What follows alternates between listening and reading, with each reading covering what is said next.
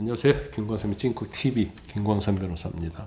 제가 어제 이제 조국 대표에 대해서 징역 2년 실형이 이제 확정됐다는 영상을 업로드 했었죠. 근데 제가 오늘 한 번 더 이런 일이 있으면 안 되기 때문에 거기에 대해서 좀 말씀을 드리려고 합니다.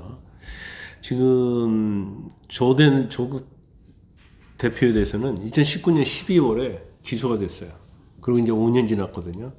지난 2월에 항소심 선고 이후에 이제 대법원 갔잖아요. 근데 10개월이나 걸린 판결이에요. 그런데 그 사이에 조 대표는 22대 국회에서 197일간 국회의원직을 수행을 한 겁니다.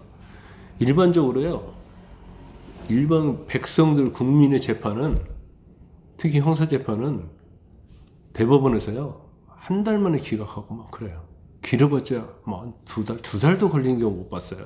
바로 선고 날짜 잡아서 기각을 하는데 왜 대법원 이제 사법부가 정치인에게 약한지 모르겠어요.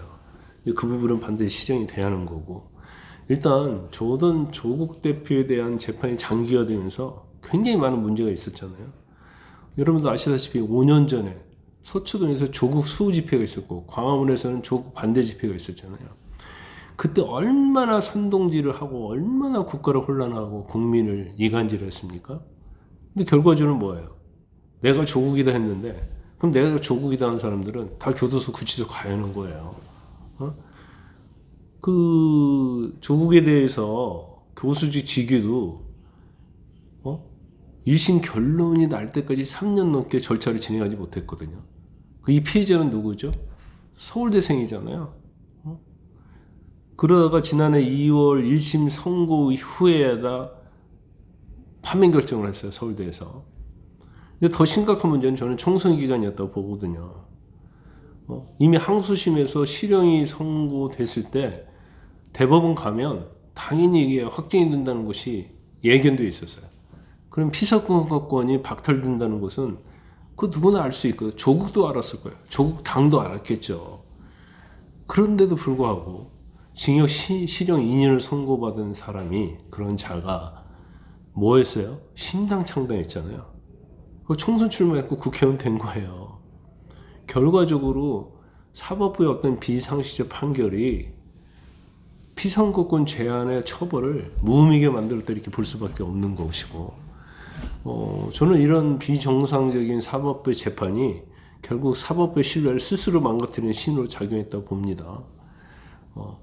뭐 정치적 유불리를 따져가지고 함부로 재판을 지연시키면 여기에 사법부가 응하면 안 되죠. 이게 계속 반복되고 있잖아요. 뭐 멀리 갈 것도 없어요. 지금 이재명 대표 있잖아요. 이재명 대표도 제가 볼 때는 조국의 길을 걸을 가능성이 크다. 그런데 문제는 이제 시간의 싸움이다, 제가 이렇게 말씀드렸잖아요. 당연히 선거 보면은 1심 6개월, 2심, 3심이 각각 3개월이에요. 그리고 633이라고 그러잖아요. 근데 이게 완전히 무시돼 버린 겁니다. 그 만약에 이게 지켜진다고 하면 내년 봄에 조기 대선 전에 대법원에서 유죄 확정되면 대선 후보 자격이 박탈이 돼요. 그런데 지금 이재명 대표는 뭐 하고 있죠? 소송기로 접수통 지수를 수령을 거부하고 있잖아요. 그러면서 시간을 벌려고 지금 안간힘을 싸고 있다, 이렇게 봅니다. 걸핏하면 지연되는 이런 정치인들의 재판 형태가 지금 사회 전반에 굉장히 악영향을 미치고 있는 거예요.